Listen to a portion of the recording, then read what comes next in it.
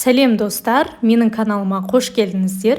Бүгін сіздермен бірге английский десерт Bounty Trifle'ын жасайтын боламыз. Жасалу жолы басқалардан ерекшеленеді, сонымен қатар өте дәмді шығады.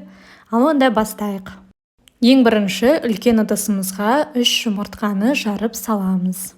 Оның үстіне қант саламыз.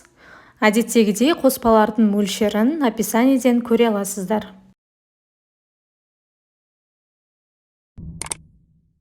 Енді осыны миксердің көмегімен аппақ түске енгенше жақсылап тұрып араластырамыз.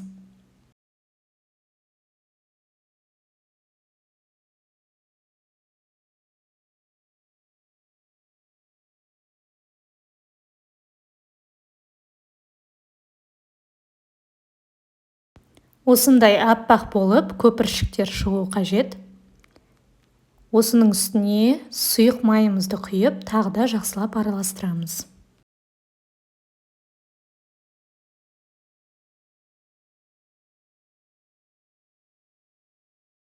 Келесі бөлек ыдысқа ұн, какао, қопсытқышты қосып, бөлек араластырып аламыз.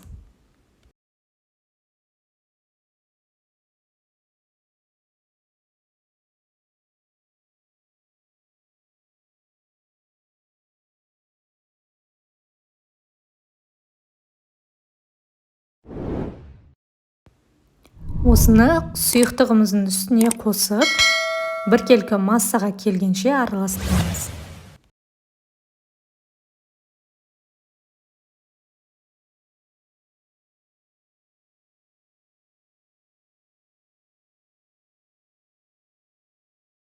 Мінекей достар, осындай қоюлықта біздің қоспамыз дайын болады. Енді осыны арнайы дайындалған формаға жақсылап құямыз.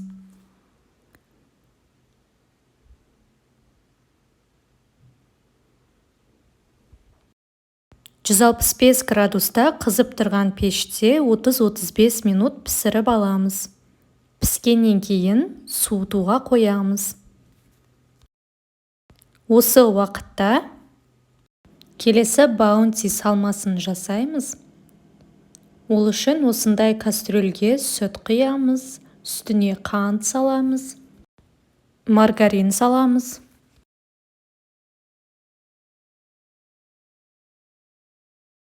Оның үстіне 2 ас қасық ұнтақ жармасын саламыз.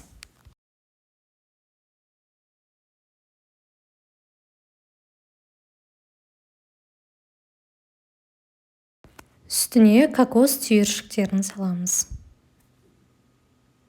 Енді осы қоспалардың барлығын 5-7 минуттай қызып тұрған отта осылай ерітеміз. Міндетті түрде тоқтатпай араластырып тұруымыз қажет. 5-7 минут өткеннен кейін оттан алып суытуға қоямыз.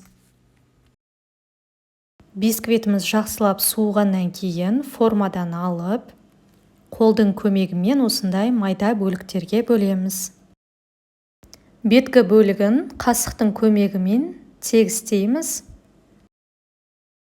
Келесі кезекте Bounty салмасы суығаннан кейін бисквитіміздің үстіне салып, біркелкі етіп тегістеп жағамыз. Барлығын тегістеп жағып болғаннан кейін бетін жауып, тоңазытқышқа қойып қоямыз. Осы уақытта біз шоколадты глазур дайындайтын боламыз. Ол үшін мен 20% сливки алдым. Оны микроволновкада жақсылап қыздырып алып, үстіне Қазақстан шоколадын салдым.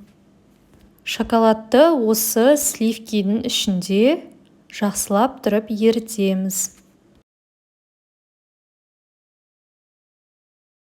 Осы уақытта біздің Bounty салмамыз бисквитке сіңіп, сондай керемет болып дайын болды.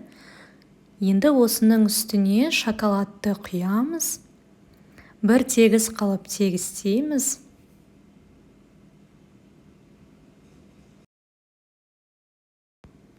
Келесі шоколад қату үшін бетін жауып, кем дегенде 2 сағат тоңазытқышқа қойып қоямыз.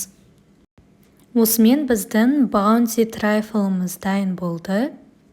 Өте дәмді, сочный болып шығады. Міндетті түрде осы рецептпен жасап көріңіздер. Ұнтақ жармасы мен баунтимен араласқан салмасы трайфлға ерекше дәм береді. Сіздердің сүйікті десерттеріңізге айналатынына сенімдімін. Менің каналыма тіркеліп, лайк басып, подписаться басуды ұмытпаңыздар. Басқа да видеоларымды тамашалаңыздар. Астарыңыз дәмді болсын.